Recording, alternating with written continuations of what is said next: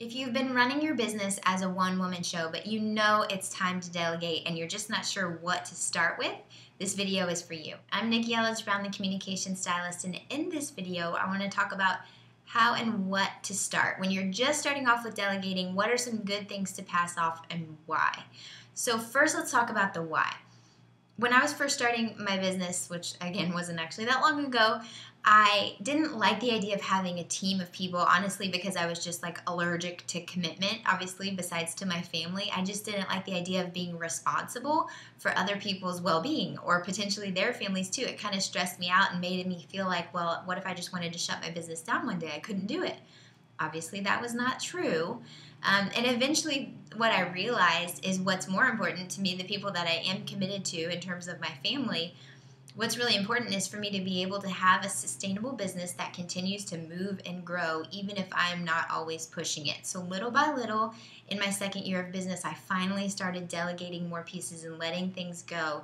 And it's been a huge relief. And I can't find, things to delegate fast enough. It's actually really addictive once you start. So the first thing I want to tell you about are these two books to help you get the gears turning. One is called The Big Leap by Gay Hendricks, and he talks all about the zone of genius as opposed to the zone of excellence or the zone of competence, and really focusing on the one thing where like time disappears. Like when you're doing this one thing, you're in the zone. It's the one thing that only you can do in your business. So for example, my zone of genius is creating content like this. So my actual videos and my blog posts and my emails and things, the actual communication, that needs to come from me for now. And maybe one day I'll have a business where other people are writing emails and it's not this personal brand, but for now, this is it. This is what I have to do. And literally everything else, in theory, could and should be delegated according to this big leap theory. Again, you have to go with whatever feels right for you.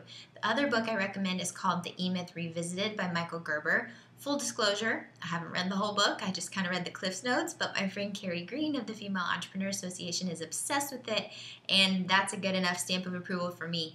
I know he talks about working on your business as opposed to working in your business. And again, it's this idea of we're just working and toiling away, doing all the nitty-gritty stuff in the weeds that we don't necessarily have to be doing. In the book, this is in The Big Leap, he talks about one of his friends who makes like hundreds or thousands of dollars an hour, spending hours trying to install his own printer and getting so frustrated when instead finally he just ended up paying this guy like $100 to come install the printer. And that was that. And it's like, dude, how much of your time are you really willing to spend doing this thing? Like, you wouldn't hire someone who was awful at this job to do it. So why are you basically hiring yourself to do it? And I think that was a really important shift in way of thinking of things.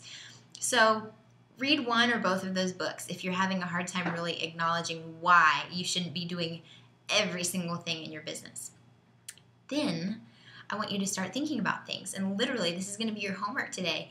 Make a list of everything that you do in your business, star the things that only you can do, and then actually look at the rest. So other things would be like social media. So I want to be involved and engaged in social media for sure, but there are certain things I'm awful, for example, at repurposing old blog posts. It's like once I post them, then they just die, and I never really share them again. And so I would be able to schedule social media posts every now and then where we bring an old blog post back up to the forefront. That kind of stuff doesn't have to be live stream of consciousness as it's happening, as most of my Facebook posts are. Things like development, no, not a fan from the beginning. I had my cousin set up my first website, the hosting and installing WordPress and everything, because I had no idea and I had no desire to learn. So that was the first and easiest thing for me to delegate. Legal, I'm not trying to do that by myself, so I have professional help with that. Accounting, bookkeeping, maybe you want help with design because it's just not a strength of yours.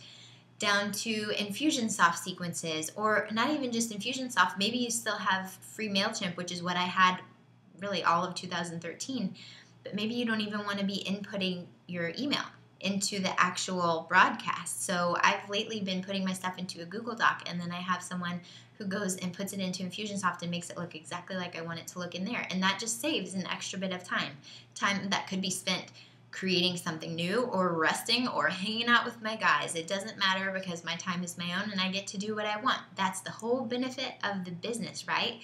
We didn't escape the 9 to 5 to be working a 24/7. And so I feel really strongly about this, that delegating is huge. And there are brilliant people out there who would love to do XYZ task that's on your list that you don't love to do. You're not really good at it. If you're going to be honest with yourself, someone is really great at it and would love to do that. So you can let that be her blessing or his blessing.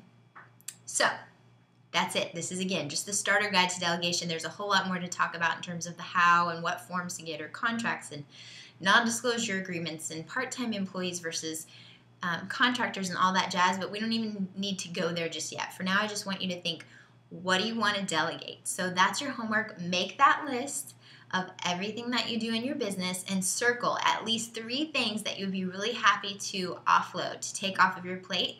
Leave those things in the comments below at nikkielledgebrown.com. If this video was helpful for you, of course, share it. That would be greatly appreciated. And we'll talk next time.